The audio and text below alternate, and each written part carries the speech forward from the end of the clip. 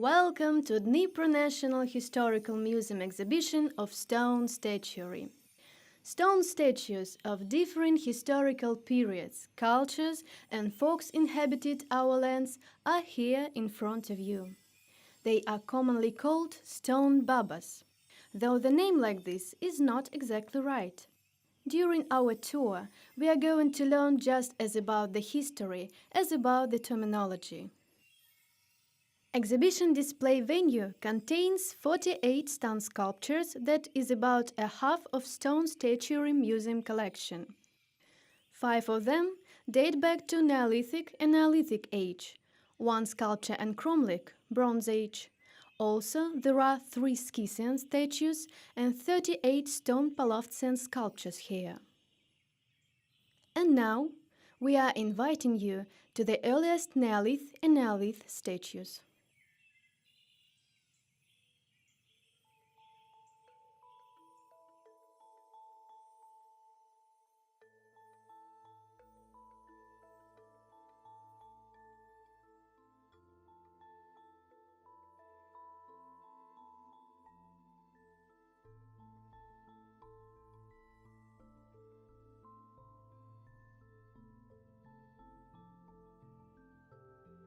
Our tour starts with an interesting object, so-called linga, of phallic-like stela of the late Neolithic, early Neolithic periods.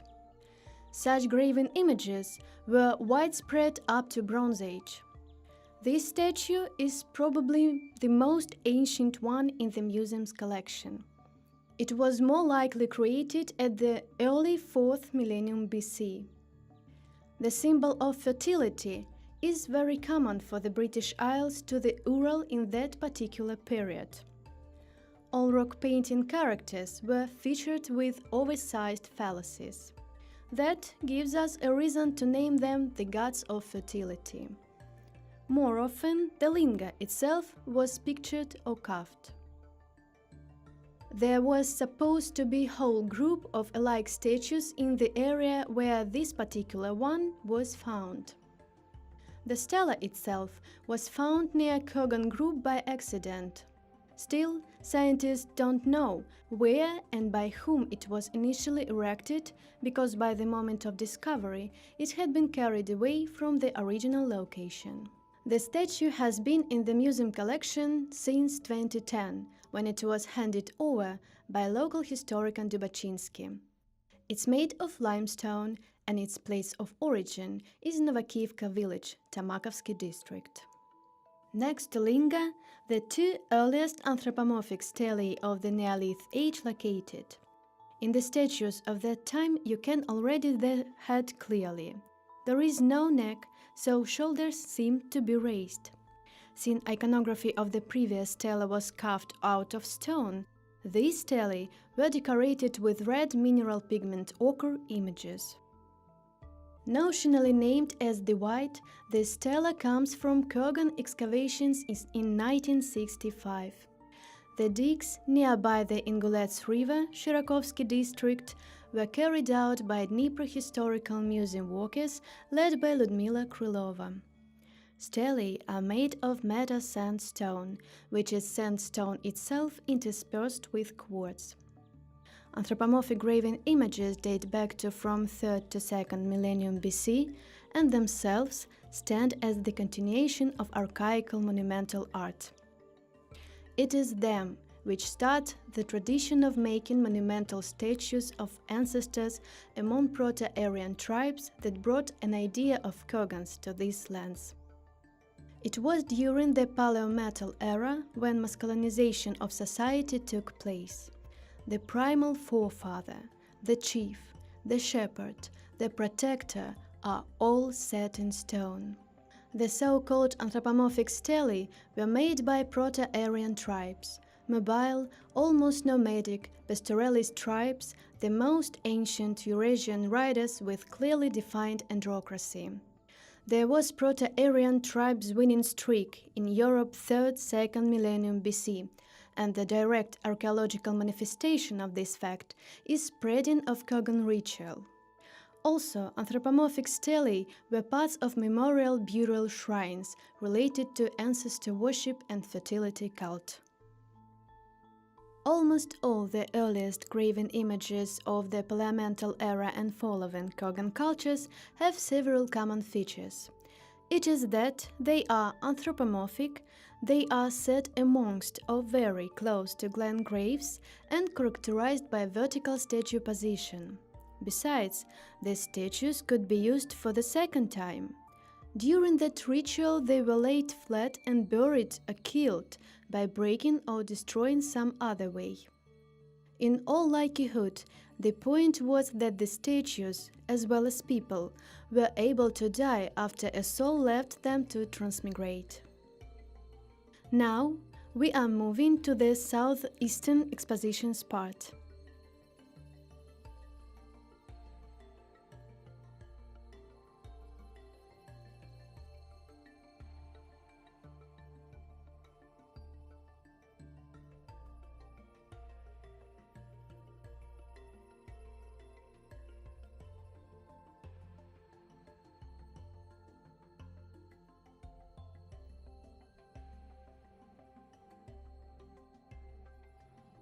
There are menhir-like graven images also present in the collections. Here we can see two menhirs. The first is anthropomorphic menhir-like stela, which originates from Kogan digs in the village of Glukoye, Tamakovsky district in 1988, and is made of great granite. The second graven image from these digs is menhir itself. Menhir is a simple megalith represented by a plumb stone. Translated from Lower Breton, it means high stone. Elongation is a primary feature of menhir. Mostly its length is more than its width. A single location is typical for menhirs. They could be used for a wide variety of purposes, such as place of worship, which could be ritual railing of buildings, defining of the center, boundary marks of the territory, and element of passage of fertility rituals. Besides that, menhirs could be used as memorials, solar and astronomical devices, and the defense constructions parts of old. They can also be considered as a vessel for souls of ordinary people. There exist different forms of menhirs, including anthropomorphic and animalistic ones. Placed in a circle, menhirs formed cromlech, one of them in the center of our exposition. Let's take a look at it closer.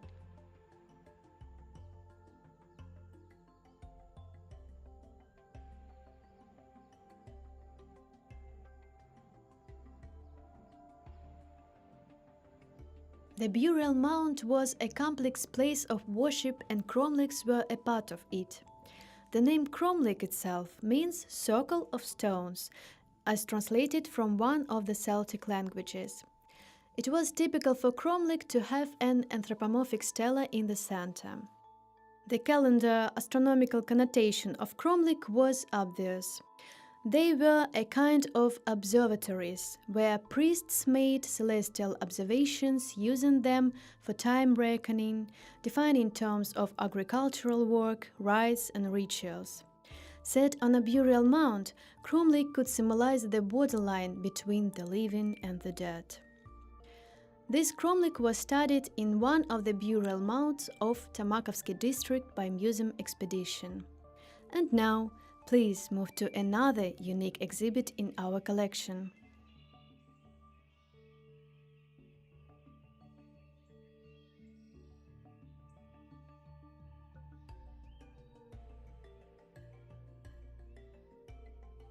One of the exciting and rare graven images is a chafed stone of foot shape. Its material is pink granite. An image of a foot is widespread for the Neolithic Bronze Age monuments. It represented, according to the ancient beliefs, the presence of a god or a hero in that very place, the presence of All-Father, the divinity sign, the place described as the supreme dwelling, supreme sign, and those offering sacrifices always look upon it as upon the eye opened from heaven. Considering other opinions, such a food image could also be a metaphor of the sun as well. Meanwhile, we set off for the Scythian epoch.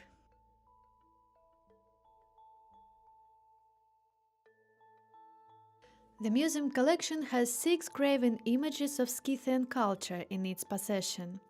They represent the images of warriors, men with all necessary attributes: scabbarded swords, daggers, battle axes, quivers, as well as greaves and belts, which are the main clothing attires of military chiefs. The first of them, strictly speaking, isn't a statue, but an anthropomorphic slab, since it is flat and has a one-sided image. It was found on the border between Kherson and Katerinoslav regions.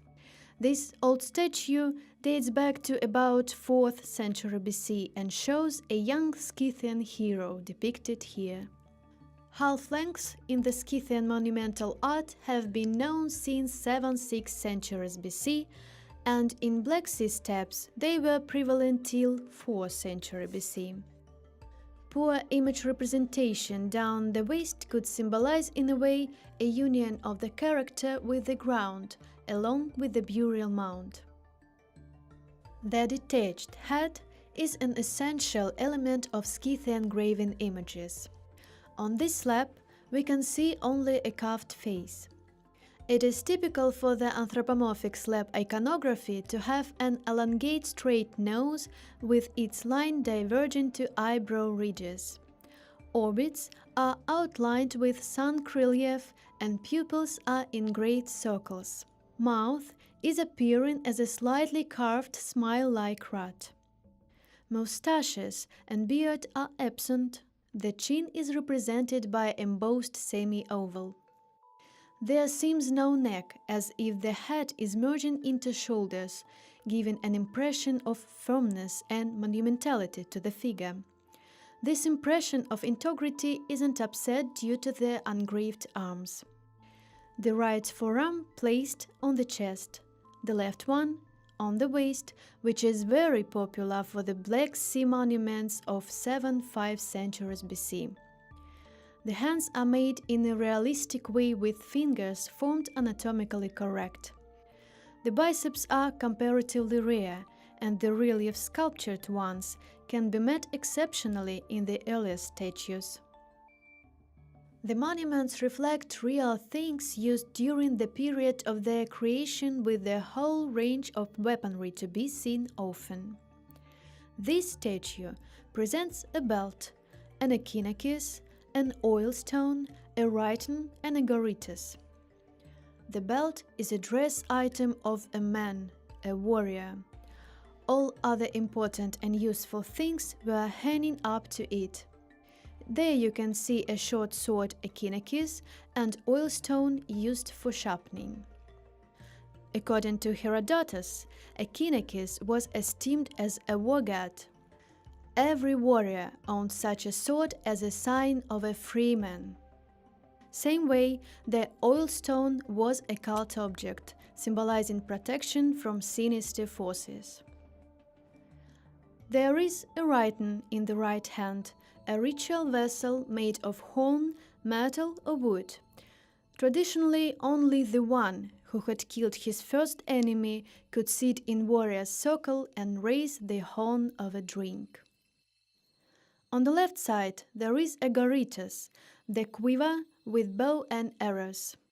It is a widely represented iconographic element of Scythian monumental art. Scythian statues can be found both on and inside kurgans, the places highly honored. It is common for Scythian monumental art scholars to see these statues as a representation of the ancestor, personated by any hero and any chief. We are now proceeding to the other two figures.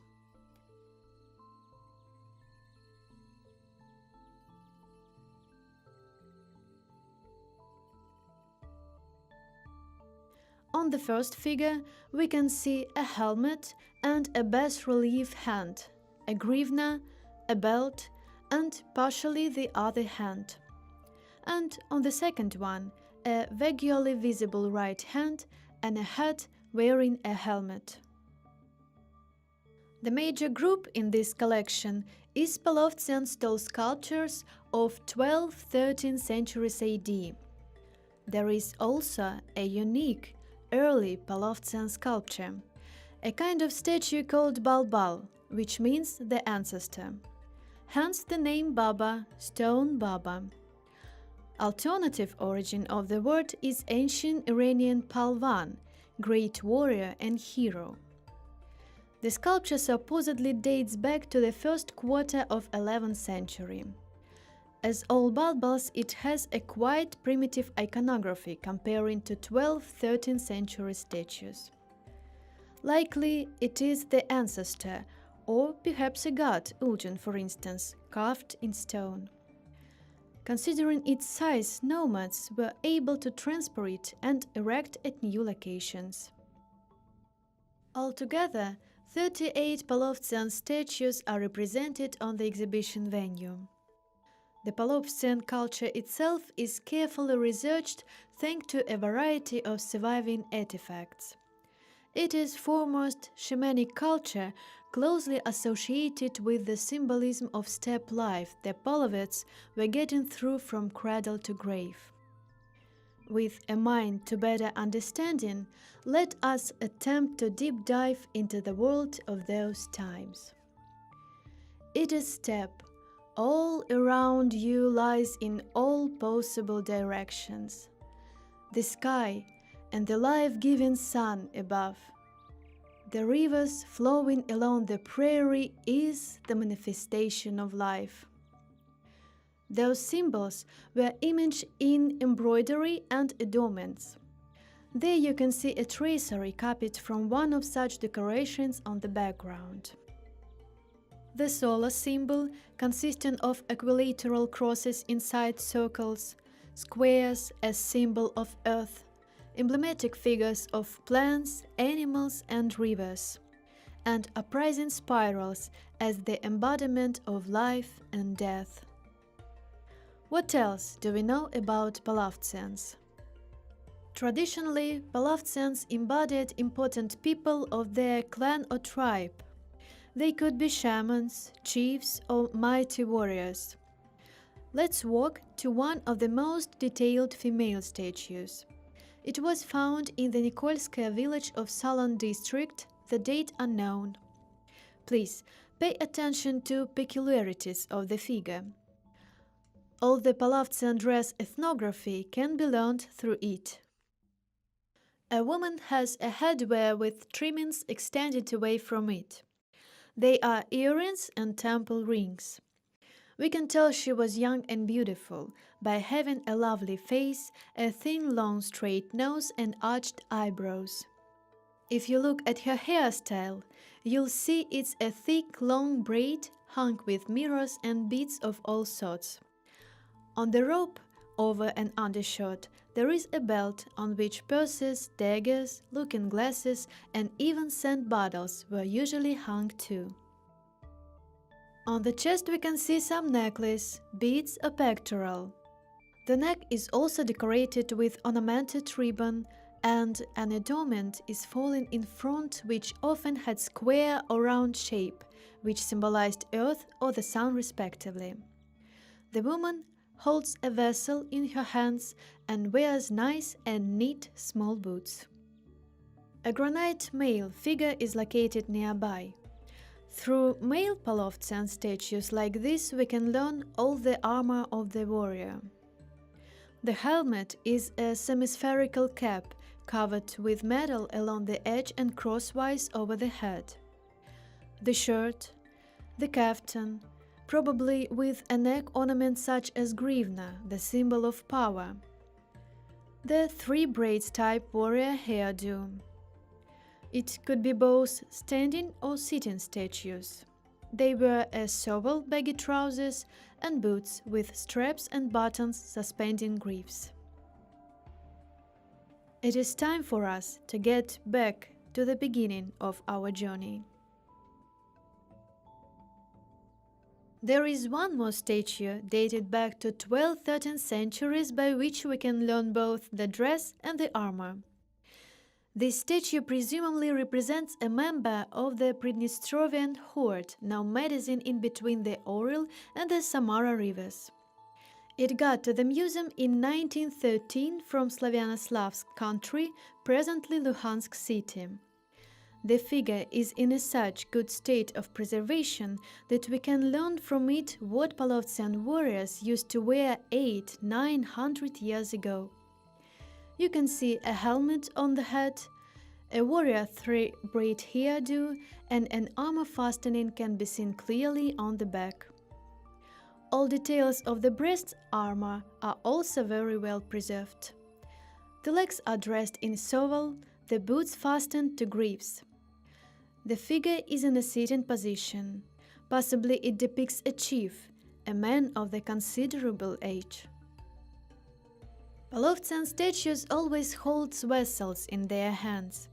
The purpose of these vessels is still a matter of scientific debates. It is worth pointing out that unlike statues of earlier folks, Palovtsian ones are not armed. It may be the vessel has some sacral meaning.